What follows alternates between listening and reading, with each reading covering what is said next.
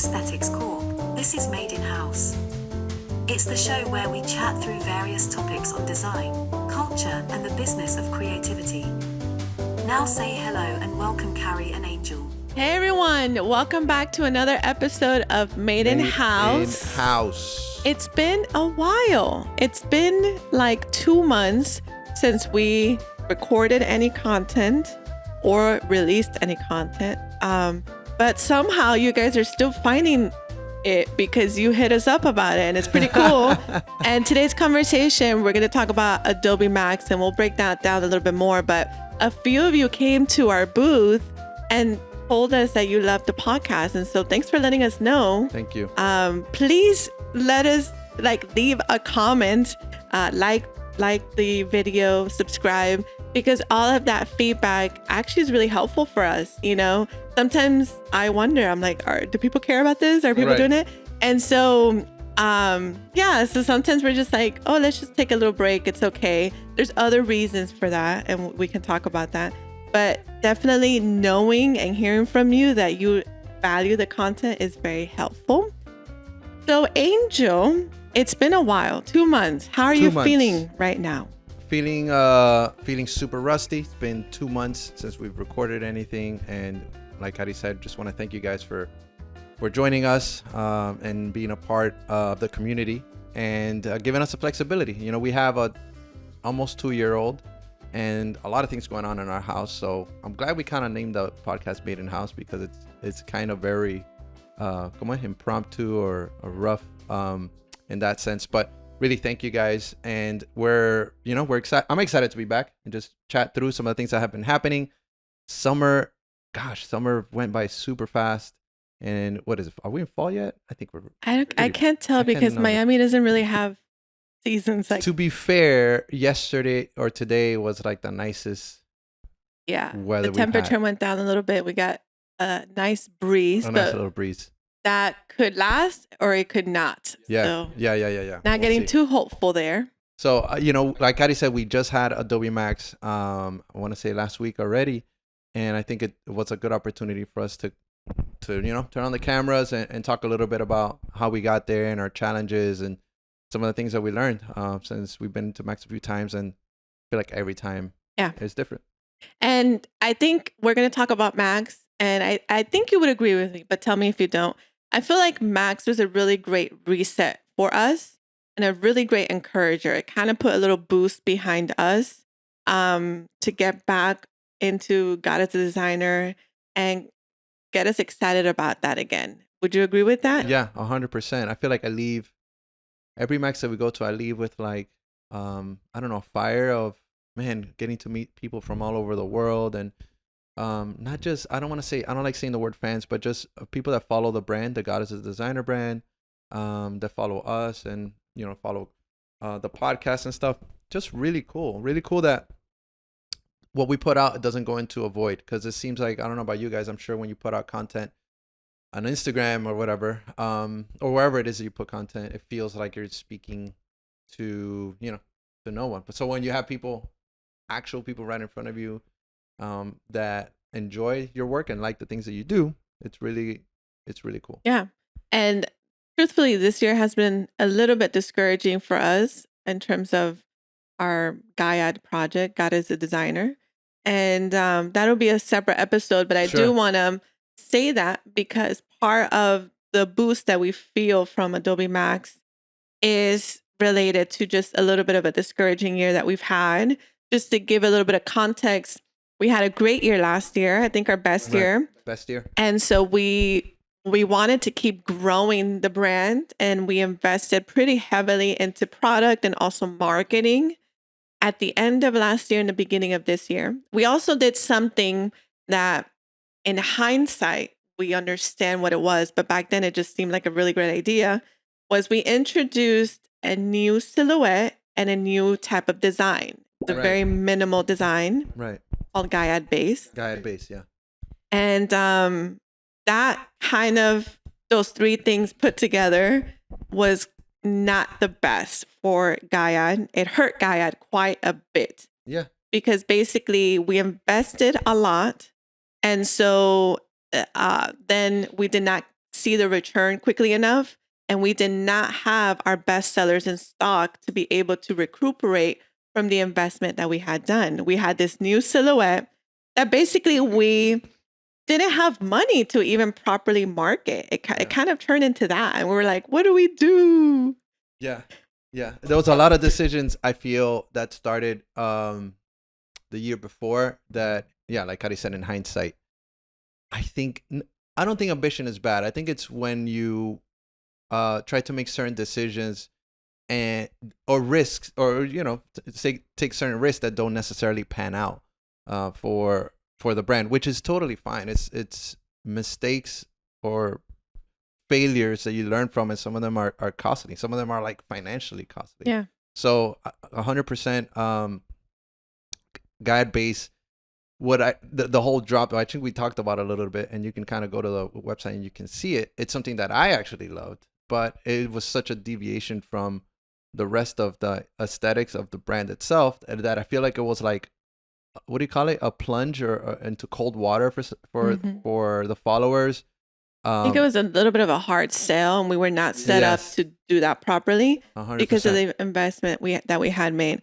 100%. I think bottom line, what we learned is that we tried to grow inauthentically to who we were. And we learned that, I think, again, in hindsight, we were trying to grow how every other streetwear brand seems to be growing out there, where you invest a lot into marketing, and you have to have drops all the time. And we kind of just realized that maybe that's not who we are, and that's not what we're even trying to create. And so once we tried it and we saw what it felt like, we did not like the risk. We did not like the feeling. We did not like where we ended up. We did not like ultimately the position that we ended up putting the brand in terms of the risk overall that we put in it, and not having the product our customers actually really love to have and that they keep asking us for. So big learning curve there, but that's basically the background of where Angel and I found ourselves in, and some of the reasons why we even weren't recording Made in House, because we're just trying to figure this stuff out. There are real financial consequences to all of these things, and we are business owners, and our livelihood depends on our ability to run our business successfully. So that's the context. So then going to Adobe MAX, it's meeting people, how you were saying, it gave us a boost to do it in the way that we want to do it, but it kind of reinvigorated us, which I think is a important feeling for creatives to feel. You got to be inspired. You got to be encouraged and be into the thing that you're making. Right. And one thing to know that I feel like was a big learning was, like Kary was mentioning, we wanted to grow the brand at a certain pace or a certain way, because that's what we saw other brands doing it. And like she said, that's not necessarily, maybe that's not our playbook, or just in the season that we're in. Growth for the sake of growth, it's not good unless it's healthy growth. And that's something that we learned. We learned the hard way. But you even said it. You're like, I'm not into fashion. I just want to make shirts for graphic designers. Yeah. And even that right there is already a big clue into our pace and the kind of stuff that we're making. And so we're navigating all of that and learning all of that stuff. Right. So let's get into Adobe MAX. For context, Adobe MAX is the convention that Adobe puts on. Adobe makes all of the software that we use, Illustrator, Photoshop, Premiere, all that good stuff. And so they put on this convention, and it's basically 3 days. It's pretty epic. They have sessions, workshops, and then they have what they call Creative Park, which is their exhibition hall, where you're able to meet all of your favorite designers or people that you look up to. And you also get to meet some of your favorite brands, like Fujifilm, Meta was there, Dell was there. You get to meet, and also like local kind of mom and pop shops that are related to graphic design. So it's a really fun experience. And we got there from the generosity of Chris Doe. Would you like to tell us? Sure. How we got there? Which you know how I don't like to answer the question. I like to say other things before I answer the question. I will say that I think every designer should attend if you use Adobe at all, you should probably attend Adobe MAX at some point and see if you can make that happen at least once. And the fact that it was here in our backyard in Miami, it was moved here from LA, it was like a no-brainer, you know. So Chris, I've spoken before in other episodes about our connection with Chris Doe, which he's my business coach and mentor, and just a favor of God to be able to open up those doors for us. And it all happened because I had sent him a care package from our brand then, Arcade in 1981, which included some God as a Designer merch, and because we were inspired by Japan, our trip to Japan, which was really cool. And he really liked it. You know, his background, my understanding, he's not necessarily religious, but he liked the aesthetics. He liked Helvetica, and he thought it was really cool. And he sort of mentored me throughout the few years, encouraging me to, this should probably be its own standalone brand. I mean, this has legs, you know, to move and to reach a lot of people and to sell merchandise. So in 2020, I launched GIAD. Remember the alpha launch, I think the end of the year during COVID, right? It was at the end of the year, I think. Honestly, December. Yeah. It was kind My of a blur. timelines are blurry. Yeah, and so we've been growing since, steadily growing slowly. You know, I've had jobs and stuff here and there when I worked at Royal and I worked at Spotify. So GIAD sort of took a secondary backseat to some of that stuff. But yeah, so we fast forward to, I think, 2022 and 23. In 22, Chris was gracious enough to sell some of the GIAD hats at Max, which was his idea, and it was great. In 23, as part of the feature, we went to the booth and in LA, which was a whole cool experience, and we sold a bunch of I think it was hats, right? Mostly hats because of I think the cost of shipping. Yeah, we had to ship stuff out there. And we sold the street tag, which is the long sleeve. That was pretty much it. That's right. And then we took all those learnings, and because Adobe MAX was in Miami, in our backyard, like I said, like here, Chris invited us as part of the future. As part of the future, we were able to attend again, and I was also featured, side note, on the Miami Designers booth, which was a booth featuring local designers and creatives. Because I did the City of Miami logo redesign, it was really cool to be featured. That was like, it made sense, you know. It was really cool to be there. So I was featured in the Miami Designers booth, but GIAD in the future, we had a booth right next to Draplin, which was right next to Draplin. And we're gonna talk about that whole thing. Anyway, all that to say, that's what we got. That's how we got there. This year we were here, guys. So we were like, how much merch can we bring? We brought so much merchandise. But we only had a 6-foot by 2-foot table. So we had to sort of maximize that real estate that we had, which brought its own challenges. You know, it had its own issues. So yeah, we did. We were there 4 days, 1 day of setup and 3 days. Yes. So that's sort of how we got there, and we're gonna sort of break down a little bit of the happenings. Yeah. Throughout the week. So great job, baby. Okay, I don't know how many minutes that was. Okay, so we got to Adobe MAX, and like Angel said, we loaded in on Sunday. The convention is from Monday until Wednesday. And so Sunday we got there and we had a 6-foot by 2-foot. So Angel, you did a lot of this prep. How did you prepare for Max? How did you make the decision on what to bring, how much of it to bring, and how to store it all? Okay, so that's an important question because, and what we'll try to do is we'll put some of the images of how some of the processes. I love how you commit yourself to I'm like the post edit. Okay, so hold on a second. Kary will be editing this in CapCut, right? Is that no? You can't. You can't do that to me. You just You make all these comments. Kary's gonna be editing this and put in lower thirds. And it might crash CapCut. I'm not sure. So important because we had. So this is a challenge. We had a 2-foot by 6-foot table. Last year we sold a lot of hats. Hats they're not low ticket items, but they're lower than apparel for the most part because apparel is more expensive. It's more expensive to make. It's more valuable, right?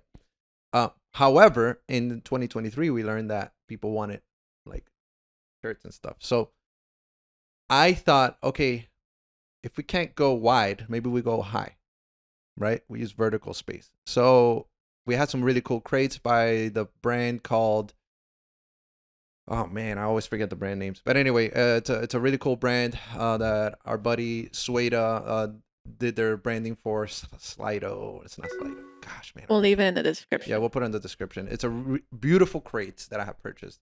Black crates. And I was like, yes. Black mantle, black crates. Let's set it up. And I was like, you know what makes these booths or these experiences really cool? It's obviously the lighting, the sound, the ambiance, how Kary likes to say it. So I was like, how can we do that? How can we make it look dope?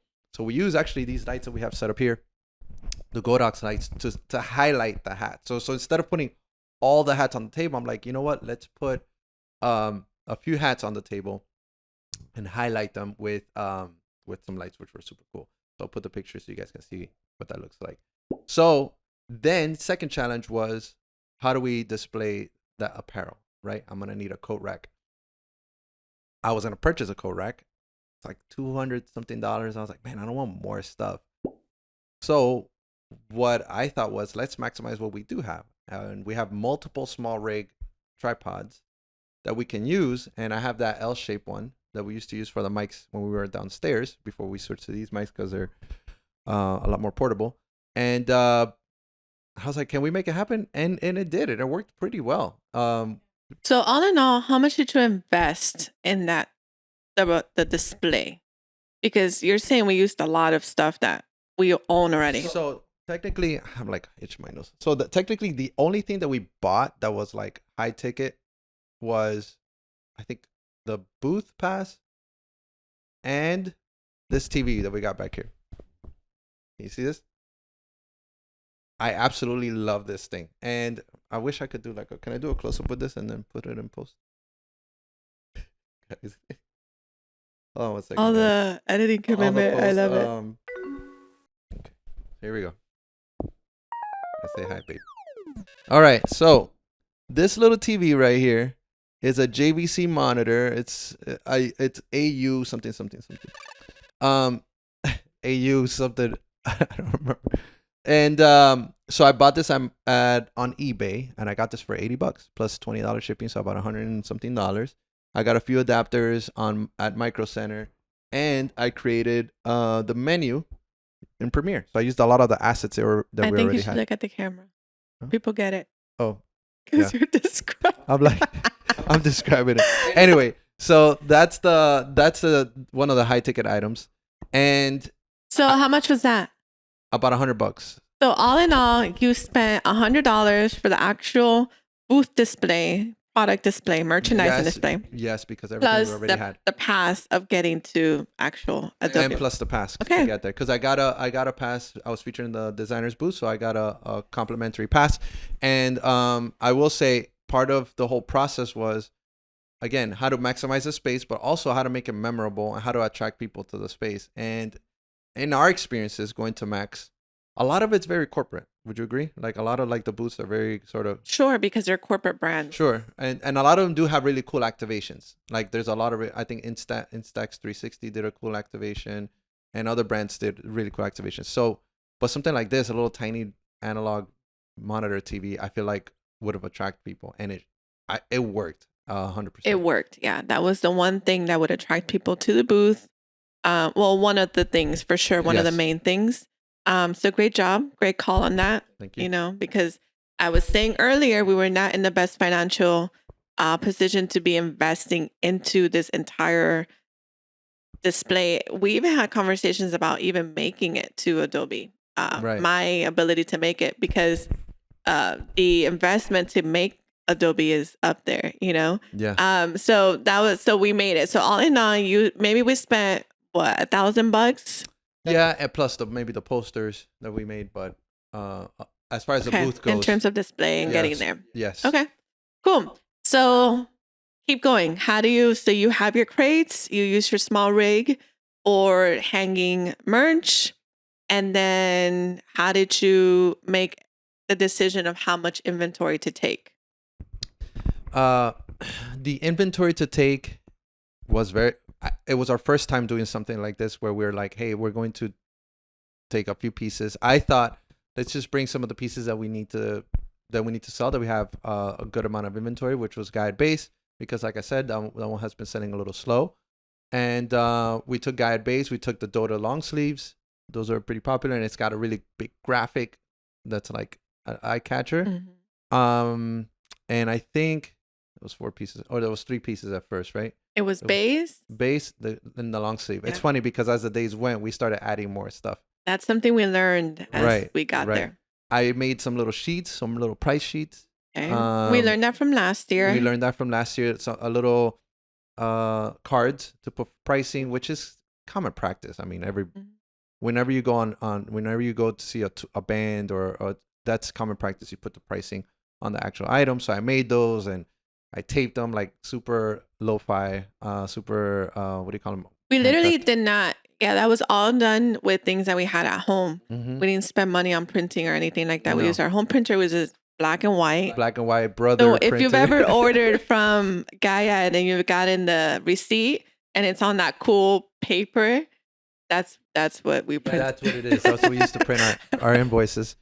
And so it's interesting because it's important to pivot when you need to pivot. So day one, people wanted more sizes or they were looking for other things. People asking for the hoodie, which I didn't have.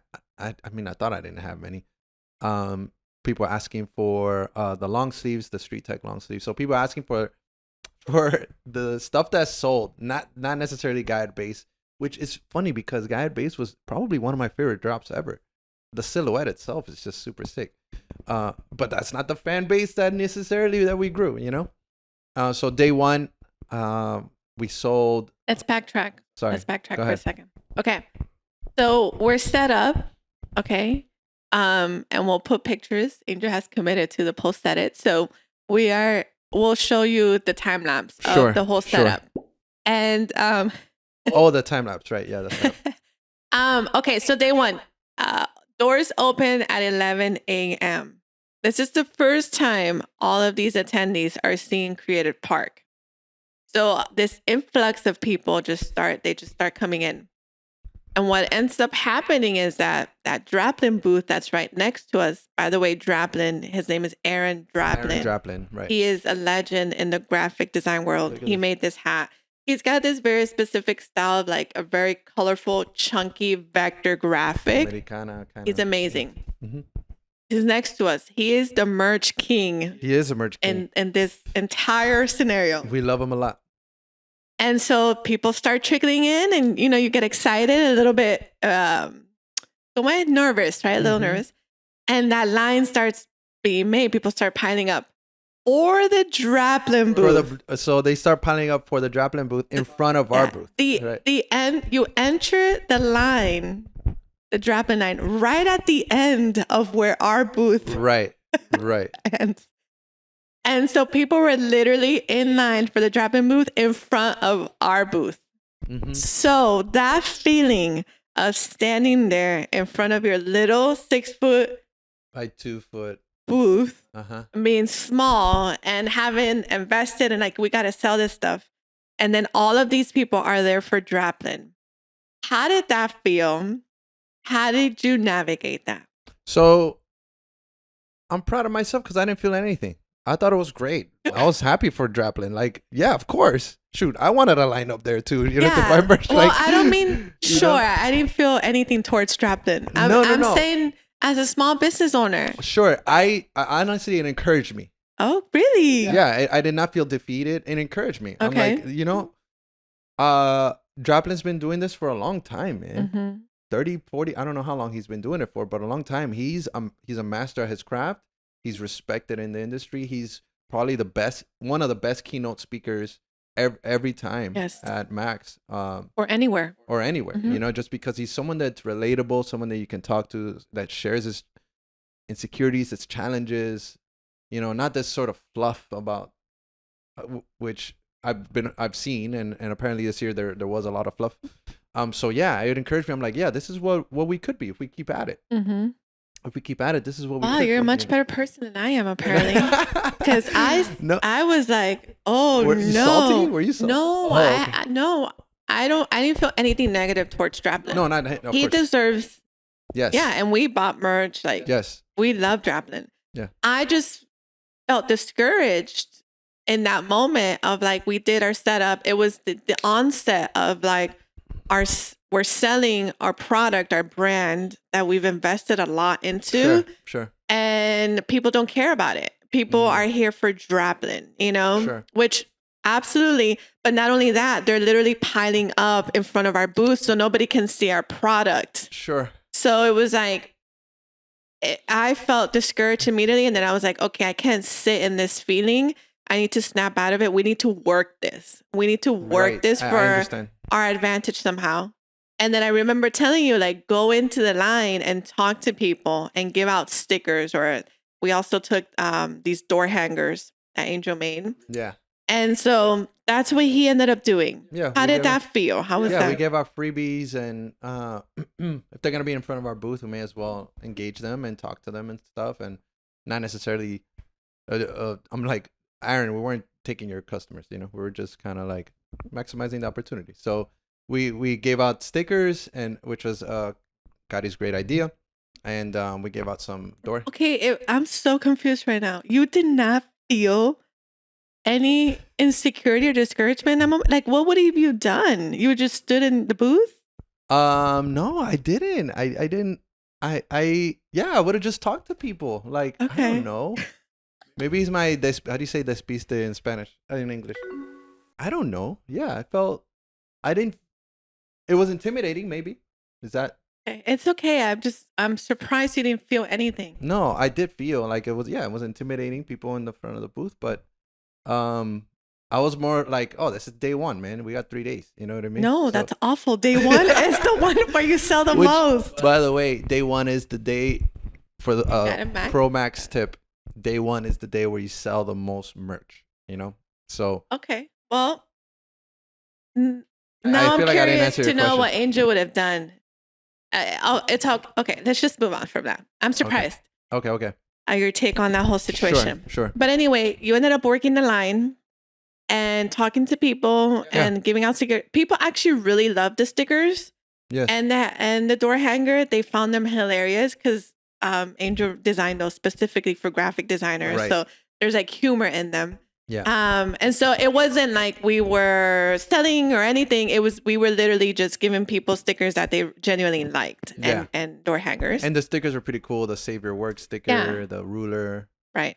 So eventually, I mean, we did get some people buying because at the same time, we're also in the future booth and Chris is just there doing workshops. He did workshop after workshop after workshop. I do want to say this. Chris though was very encouraging the whole time, even when the line was in front or when he saw people lined up. He was super encouraging and not negative at all about that. It's expected, it's expected for that to happen. So I don't want to say that I wasn't fazed by it. I just think, I don't know, I changed the way I saw it and my perspective about it, So we were handing out stuff, giving out stuff away, and we did that throughout the whole week. Mhm. We actually started adding new stuff to give away throughout that week, So yeah, that was in the morning. That was like what, 11-ish? 11-ish. Anyway, that's what happened. So Christo was there and he was teaching. So he did workshop after workshop. And so as soon as Chris would start talking, a crowd would form in our booth. And so that would definitely help with foot traffic as well. So that's how we kind of started. And then day one went really well. We sold a lot after the Draplin line kind of phased out. It had its moments where it would get long again, but I think the longest line was for day one. The beginning, right at in the beginning. So Angel, we finished day one, and what did we learn after we kind of did a recap? Crystal spoke with us after the end of day one, and we made some adjustments.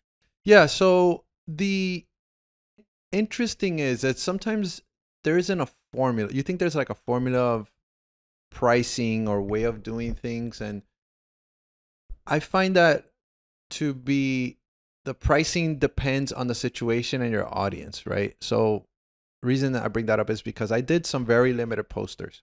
I did these posters 20 and 20 Miami posters and 20 GIAD posters, handcrafted, like screen printed posters, like my first graphic art kind of piece.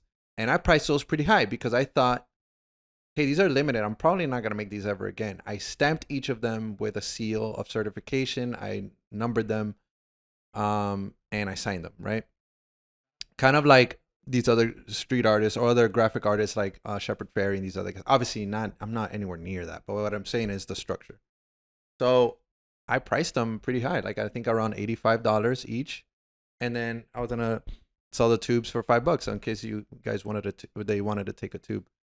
So two things happened. Number one is I learned that people aren't going to buy posters day one because they don't want to have to carry posters anywhere or whatever. So that happens usually in day 3, and we'll talk about it. And number two is maybe I did price them too high. I had the limited prints for $85 and then the artist proof, which is the ones that are kind of may have some little errors or some imperfections. For I think I had them for like 60 or something like that. So learning number one is immediately I lowered the price. I was like, maybe they don't need to be 80, at least not here. For Art Basel or other events where art collectors come out to, that will make more sense to price them probably that or even higher because that's what they're looking for. But when you're talking about creative professionals, they may not necessarily be collectors, right? So day one, I lowered the price. I changed the menu, my little menu situation. And I included that. I still didn't sell one poster, I think, till day three potentially. Mm-hmm. Well, we'll talk about that. But that was the main learning. Number two is people like apparel and they want more sizes of different things. They want more variety of different things. And one of the suggestions from Chris was like people want to see variety and they want to browse through. And I saw it. It was actually really cool. Mostly women. They would go to my small rig tripod and they would just like pick up stuff. Just like if they're shopping at I don't know, at one of these other stores, just kind of picking up and putting it back or whatever. Mm-hmm. Pro tip, I did add the pricing right to the next day. The pricing was not on each piece. The pricing was like on the table. And I had like a random sheet about the poster, which nobody ever reads. Like no one's going to read that. So we pivoted pretty fast and we changed the play. Yeah. Pretty fast. We also changed the lighting. The lighting for, yes. That was a Crystal suggestion, yeah. To kind of match. They changed their light, the whole future booth and GIAD booth, GIAD future booth lighting to match together. But it was also because the crates were black and a lot of the GIAD pieces are black. So it was like black on black. And the lighting, we had these tube lights, but we had them at like bright white. And so then he was like, just add some color to this thing. So anyway, so for day 2, we came in with the same setup, but some variation to it. So Andrew adjusted the menu as he spoke, the pricing, but he also added some new B-roll to it because that was one of the main attraction points of our booth and people would actually come and look at the footage. And so that was one way we switched it. We switched the lines. We adjusted pricing, like the actual labeling of the pricing. Since we were not selling any posters, he actually, the small rig had double function. It served to, for our merch, to hang the merch, but also the other side, he hung the poster. Right. Except that poster was like towards the back of our booth. So what we ended up doing was we readjusted the table setup and we put the poster on the actual table. Right. And we had stickers there. Stickers are a big seller. They sell really well. Graphic designers love stickers. So we kept on the actual table where it was the TV with the crates that gave us layering and showcased our product with stickers and the poster. Yes. And that was the adjustment that we made for day 2. I think all those adjustments made a significant impact. I think just from the interest of people. I don't know about sales. I got to look at the numbers. Day 2 was our slowest day. I think it was people were settled in a little bit more. People that I would talk to. Day 1 was like a little overwhelming. Day 2 they settled in a little bit more. I think people were mostly in sessions. And day 2 is kind of a lull. They can come back on day 3 and get whatever they didn't get on day 1 before they go back home. Exactly. But something else that we did was we brought a different freebie. So something we've learned and we do is we give stuff away, whether it's a low ticket item or something that we just made for fun. So we gave away day one, we gave away some stickers and we gave away the hang tags. For day two, to kind of switch things up, Angel had made these new newsprint posters. They were like newspapers basically, which some of you may have bought. And so he started giving those away. And so that was another thing that we adjusted for. People really like those. They yes, really for like day two.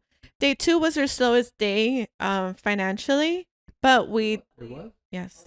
Oh, I thought it was day 3. Okay. No.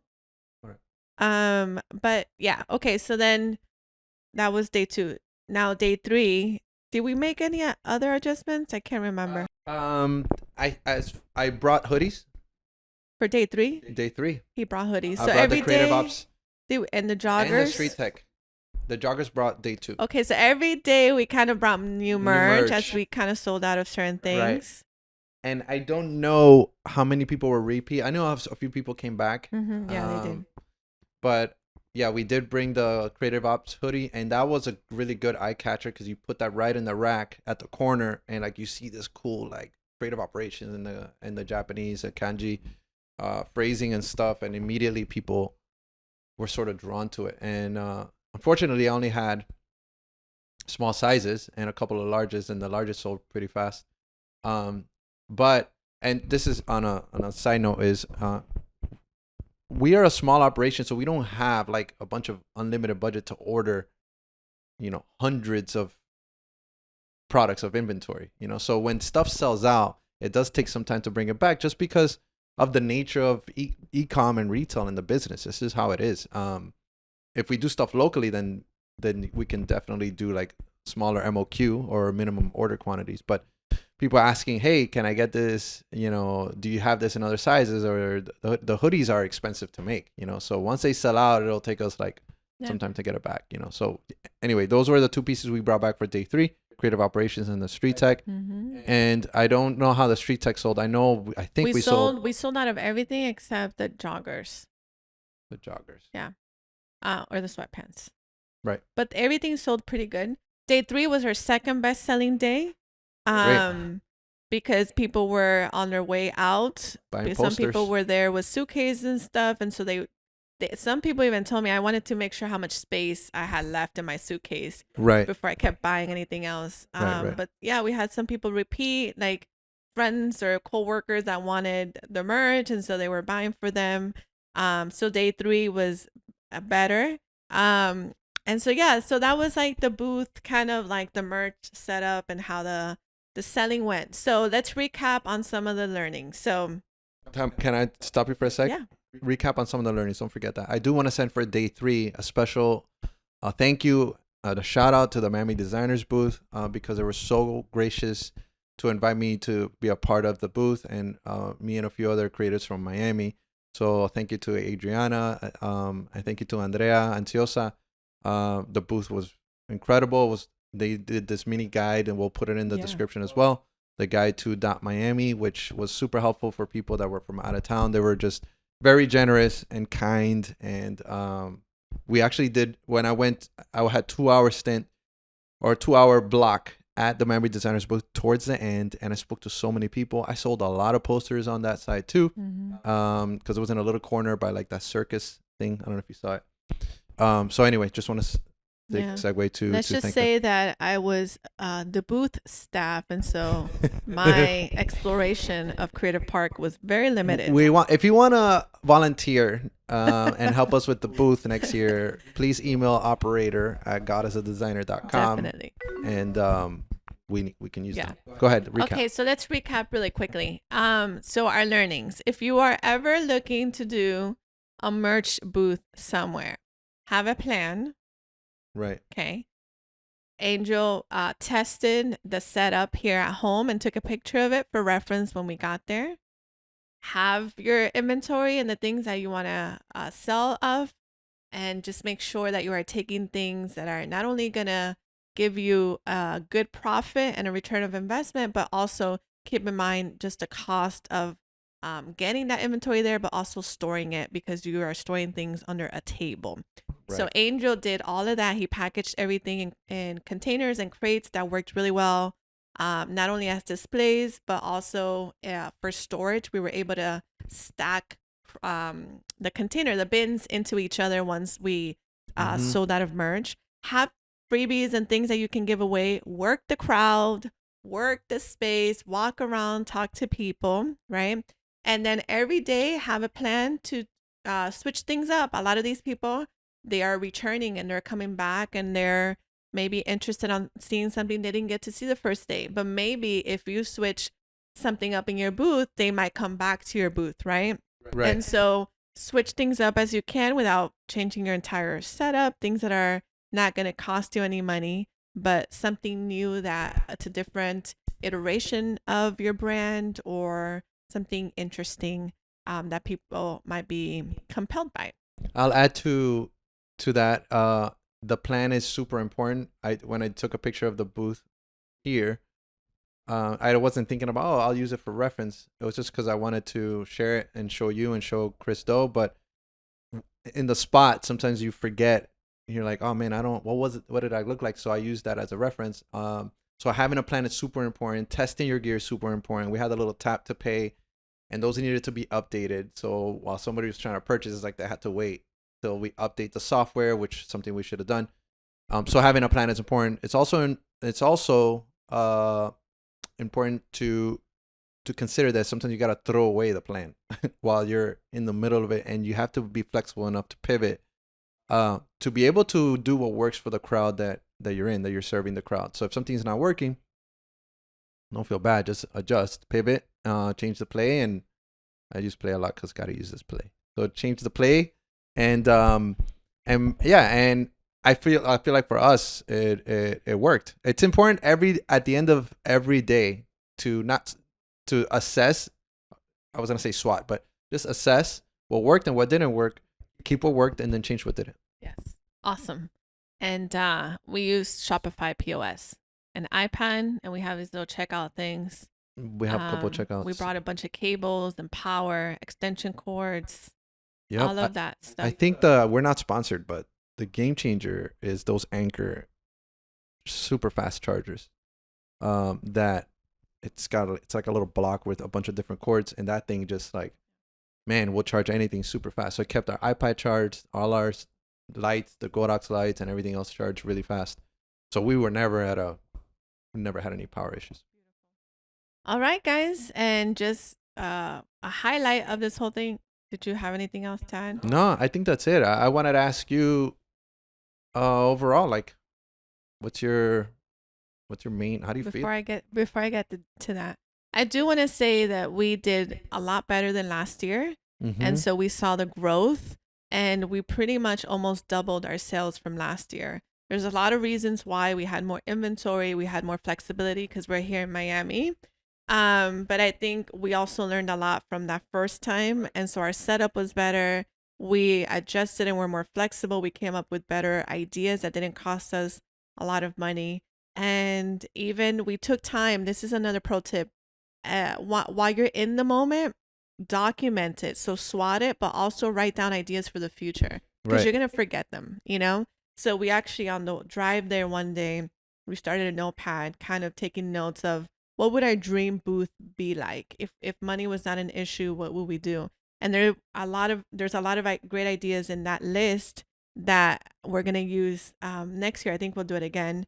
And so that's it. Those are our learnings for Adobe MAX, and it actually went really well this year, and we're really grateful. So thank you to Chris Doe, the future, and like Angel said, the Miami designers booth, my pass. Was discounted because of them. And so thank you guys so much. It was a blast. And we absolutely loved getting to meet all of you. Like I was at that booth the whole time. I'm kind of Angel's slave, to be honest. Angel's highlight while we had dinner. We had dinner after this whole thing, Angel's highlight was, I love seeing you work the booth. Every time I go to the booth, she's there with her little hat, sitting, like. It was super helpful. Yeah, but honestly, I loved getting to meet you guys. You guys have awesome stories. You guys come from all over the world.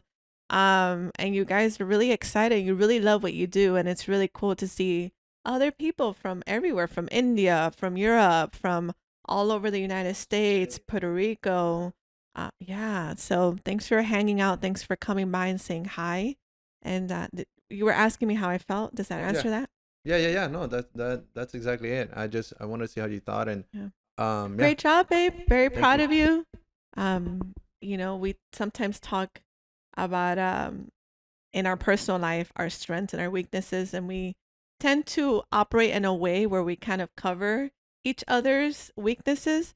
But this is one of those where Angel just kind of led. He took the charge, and he have a lot of bandwidth to help him with the organization of the merch we're going to take and all of that. He literally did all of it on his own. I'm very proud of you for that. Thank you. And yeah, you set up the whole thing. It was all you, baby. I just showed up and worked it. Yeah, I mean, it was one of those things where I was panicking. I was like, oh my God, how do I do this? How do I make it look cool, but make sure I got everything? And like, that TV was a game changer. This TV was the best $100. Yeah. Spent. Cool. So anyway, if you guys have any questions, leave us in the comment. Let us know how we can answer those questions for you, or DM us. But probably the comments is better. Thank you guys for being a part of our journey. Thank you for your flexibility. Thank you for being here, watching this. Share this video with people that have never been to Adobe Max or have never attended. If you've never been, I think you should go. Just Sneaks alone was incredible. Our industry is changing. Our industry is changing, and we should probably talk about that in one of these episodes. We talked about AI a little bit, but now it's like it's on something else. Let's do it. Let's finish this and let's talk about Sneaks. Back to back. Oh, Sneaks. That's right. Yeah, maybe we can. Right. So, yeah, keep making beautiful things, and as always, the best things are made in house. We'll see you guys around. See ya. Thank you for joining Made in House on your way out.